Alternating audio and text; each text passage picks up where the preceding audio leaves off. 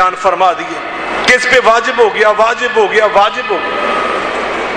دوسرے کے بارے میں کہا گیا کہ یہ برا تھا، منافق تھا، آپ نے پھر فرمایا اس پہ بھی واجب ہو گیا، واجب ہو گیا، واجب ہو گیا۔ کیا واجب ہوا دونوں کے لیے؟ آپ فرماتے ہیں پہلے جنازے کے بارے میں اسنیتم علیہا خیرن، تم نے کہا یہ اچھا تھا، وجبت لہ الجنہ، اس کے لیے اللہ نے جنت کو واجب کر دیا۔ تم نے دوسرے کے بارے میں کہا وہ منافق تھا، بے ایمان تھا، بدترین انسان تھا، اس پر اللہ پاک نے جہنم کو واجب فرما دیا۔ وَأَنْتُمْ شُهَدَاءُ اللَّهِ فِي الْأَرْضِ وَأَنْتُمْ شُهَدَاءُ اللَّهِ فِي الْأَرْضِ وَأَنْتُمْ شُهَدَاءُ اللَّهِ فِي الْأَرْضِ۔ یاد رکھو تم اللہ کی زمین پر اللہ کے گواہ ہو، اللہ کی زمین پر تم اللہ کے گواہ ہو، اللہ کی زمین پر تم اللہ کے گواہ ہو۔ 3 بار آپ نے فرمایا اور میری امت تم اللہ کی زمین پر گواہ ہو۔ ابو ہریرہ رضی اللہ تعالی عنہ سے یہ روایت ہے جس کو امام نسائی رحمۃ اللہ علیہ نے نقل کیا ہے، اس میں نبی پاک نے ایک اور جملہ بھی فرمایا، اگر میں نے تمہیں سنا دیا تو تم تو ایمان کی بلندیوں پہ پرواز کرنے لگو گے۔ سنا دوں یا اگلے خطبے میں سناؤں؟ آپ فرماتے ہیں میرے صحابہ الملائکۃ شہداء اللہ فی السماء، الملائکۃ شہداء اللہ فی السماء وانتم شہداء اللہ فی الارض۔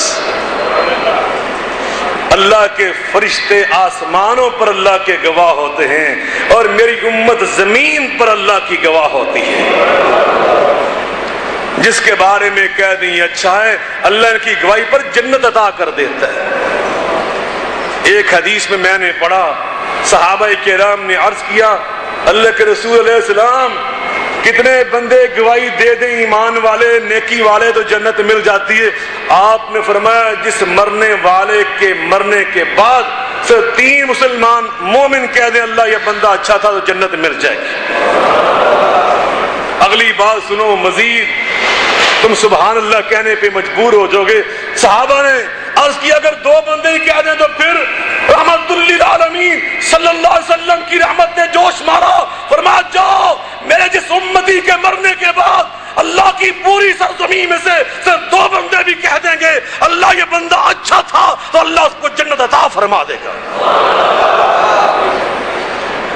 حضرت کعب رضی اللہ تعالیٰ عنہ فرماتے ہیں ثلاث اوتیت هذه الامة 3 خصال لم يعطى احد الا الانبیاء۔ اللہ نے اس امت کو 3 ایسی عظمتیں عطا فرمائی ہیں جو ان سے پہلے کسی امت کو نہیں ملی، اگر ملی تو نبیوں کو ملی۔ پہلے نبیوں کو جو اللہ نے عظمتیں دی کسی امتی کو نہ دی، جب ہماری باری آئی تو اللہ نے جو نبیوں کی عظمتیں تھی وہ ہمیں عطا فرما دی۔ 3 عظمتیں فرمایا، ان میں ایک عظمت اللہ پہلے نبیوں سے فرماتا تھا بلغ ولا حرج، تو دین سنا دے کوئی حرج تجھے نہیں ہوگا، میں تیرا دفاع کروں گا۔ دوسرا اللہ ان سے فرماتا تھا انت شہید علی قومک، تو اپنی قوم پر گواہ ہے۔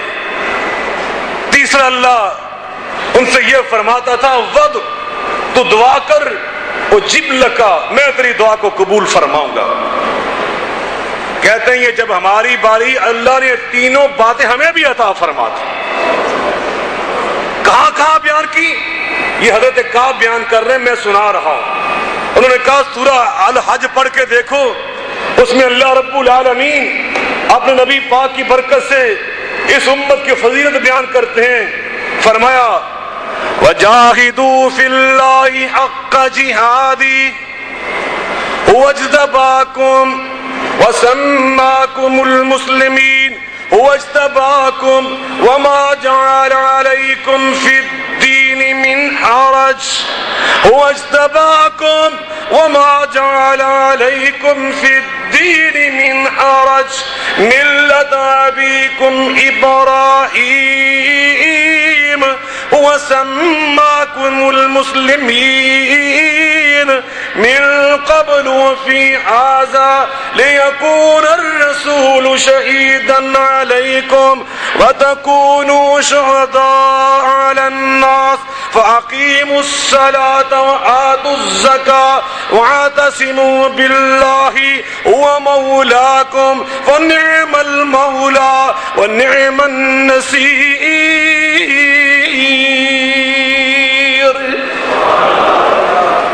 فرمایا اللہ کی راہ میں جد و جہد کا حق ادا کر دو، ایسی جد و جہد کر کے دکھاؤ کہ حق ادا ہو جائے.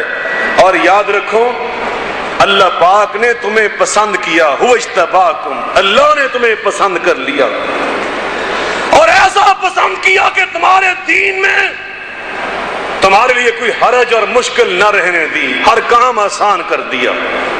ہر کام تمہارے لیے اللہ نے، نبیوں سے اللہ کہتا تھا ہم نے تمہارا کام آسان کر دیا. حضرت کعب فرماتے ہماری باری آئی تو اللہ نے ہم کو یہ کہہ دیا کہ ہم نے تمہارا دین تمہارے لیے آسان کر دیا. اللہ ان سے کہہ رہا انت شہید علی قومک، اے نبی تو نبی ہو کر اپنی قوم کا گواہ ہے. ہماری باری آئی تو اللہ فرماتے وَتَكُونُوا شُهَدَاءَ عَلَى النَّاسِ، تم امتی ہو کر ساری امتوں کے گواہ.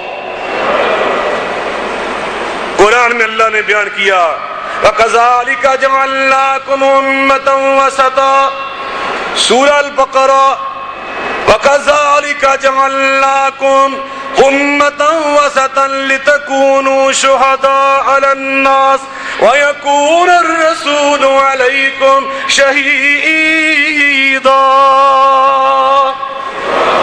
ہم نے تمہیں اعتدال والی امت بنایا اسی لیے تھا کہ تم ساری امتوں کے گواہ بن جاؤ. یہ تو ہماری بری کرتوت ہے کہ ہم نے ساری امتوں سے دروازے ہی بند کر لیے.